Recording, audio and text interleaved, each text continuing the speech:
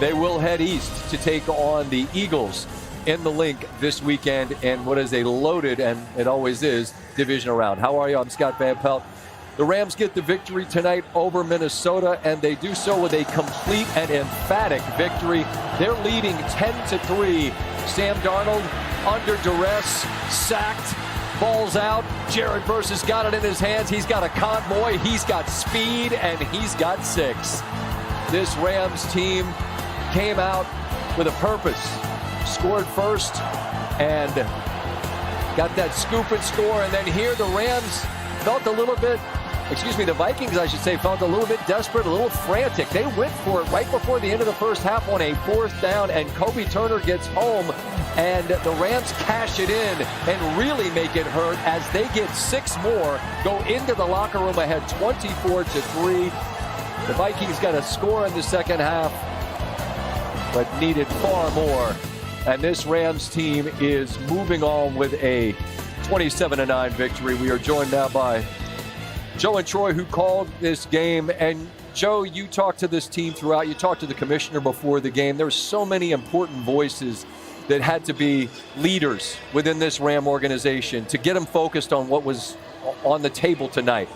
Who led this Rams group into this game tonight, in your estimation?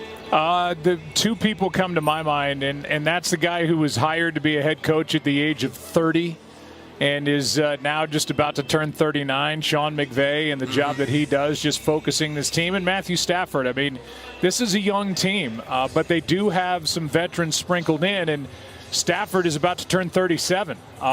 So these 2 vets, I think, set the tone for this team. And, when you talk to these guys, they didn't complain one bit. They know what's going on around them at home. They're dealing with that.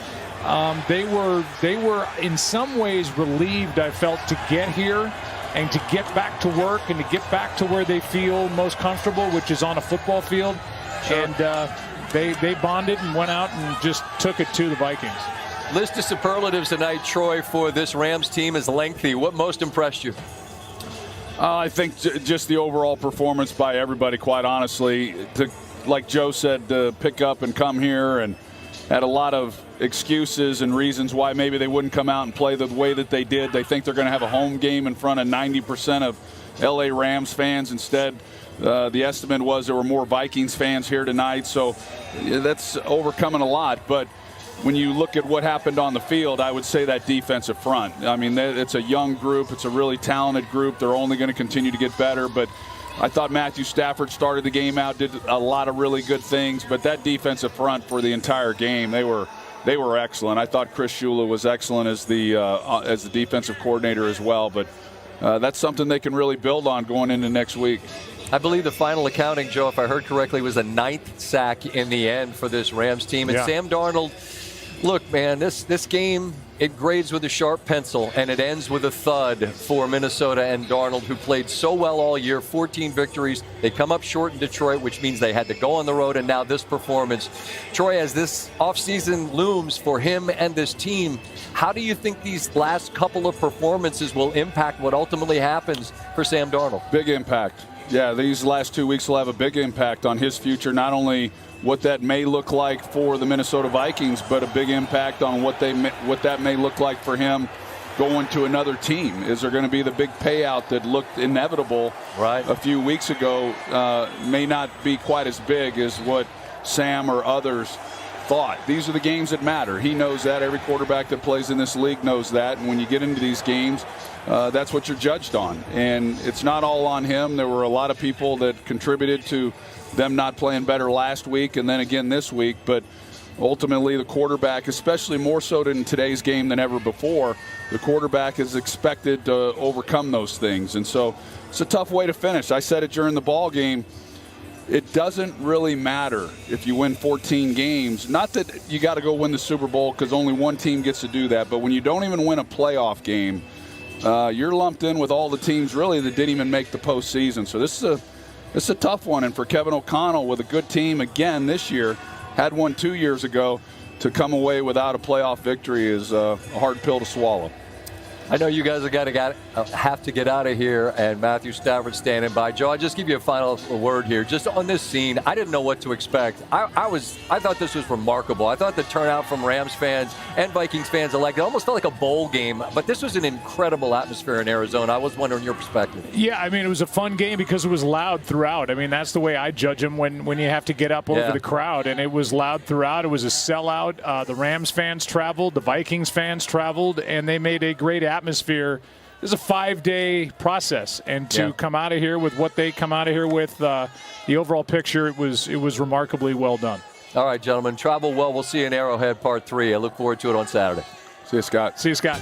See you. More with Geico. Joe Musso, pleased to be alongside Emery Hunt and Bryant McFadden. Fellas, I know we're going to get to the sacks and where this domination started, but I can't help but look at the poise and execution of the Los Angeles Rams on this night. Given all that they went through this week and the change in scheduling, the change in plans, so much up in the air, what did that tell you about this group in that room, Mac? Sean McVay, you know, he's one of the best coaches in the National Football League. I've been singing his praise the entire season. I feel like he's the best coach in the NFC. And this was just a telling sign of his ability to be a leader. And so many things that were going on that were not directly a part of the game. Still trying to keep his players dialed in. When players were dealing with family issues, not knowing exactly if their homes would be intact, but yet and still coming up with a quality game plan, and most importantly, getting his guys to execute from start to finish was very, very impressive, because when you look at everything they had to go through just to get to this point, clearly they were in uncomfortable situations. But sometimes in terms of having great leadership, they can really make you feel comfortable while being uncomfortable. And that's what we saw today. And they kind of made us forget about everything they've been going through when you watch them go out and perform and do so in a high rate. Playing with a whole lot of joy in this one, and hopefully some joy brought to those affected by the fires in L.A. watching their team win in this way, Emery. Their largest win this season was by 10 points. This was not the way that Los Angeles go. And what I thought was impressive the most is that they made the plays that were there to be made. If they had an opportunity to sack Sam Darnold, obviously they did that. If they had an opportunity to turn the ball over, they did that multiple times. We saw the fumble recovery for a touchdown. We saw the interception by Kobe Durant. So he had his team ready to go from start to finish. So for these 3 hours, they were locked in, mission accomplished. Ran the ball well, threw the football efficiently, and also dominated up front. Let's not forget this is a team that also started the season 1-4. They are now playing in the divisional round. They will take a trip to Philadelphia. We will preview that matchup in just a bit. But, Mac, 9 sacks ties a playoff record. Were they running games up front? What were you seeing? Was that just man-on-man physical domination? We saw a little bit of all of the above. Yeah. Quality stunts being ran, great execution, TE stunts, and then just playing my man is better than your man football. And if you don't know anything about Jared Verse, you better get prepared to understand a bull rush will come at some point in time. And that's who he is, one of the more physical, dominant edge rushers in the game. They have so many outstanding individuals, but the thing that I love in what we've seen from the Rams, not just tonight, but the entire season, their oldest member on the defensive line is in year 2. Think about that. Think about the youth movement that we're watching.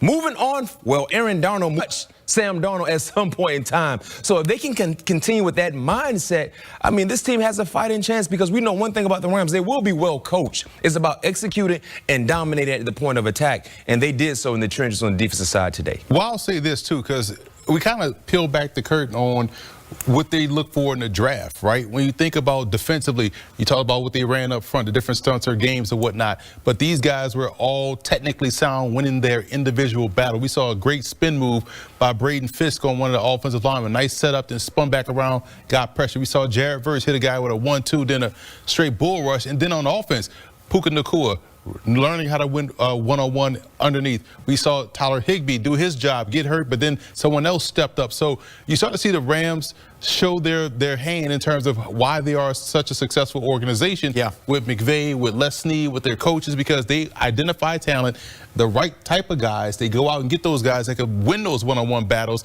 and every individual collectively played together as a team, but individually they were winning consistently 11 on 11 across the board. I keep having the Denny Green ring in my head as it pertains to this Vikings team. They are who we thought they were. Maybe not this season, because we thought very highly of them coming into this game, but the quarterback questions lingered of what he would be in the moment. The team that so historically has had their heart broken. Minnesota doesn't get the credit they deserve for some of the heartbreak they've been through. They're the 8th 14-win team to lose a playoff opener. It's a 14-win team. They lost to 2 teams this season, the Lions and the Rams. They just happened to do it twice to both. Emery, where do you begin to dissect what went wrong on this day for the Vikings? You say cut the head off the snake and the body dies. Well, they upset the head of this offense, which was Sam Darnold. He was antsy from start to finish. So when you got an antsy Sam Darnold, we saw what that looked like in New York, and that didn't work out for him there. And we saw it manifest itself in this ball game because he wasn't under control.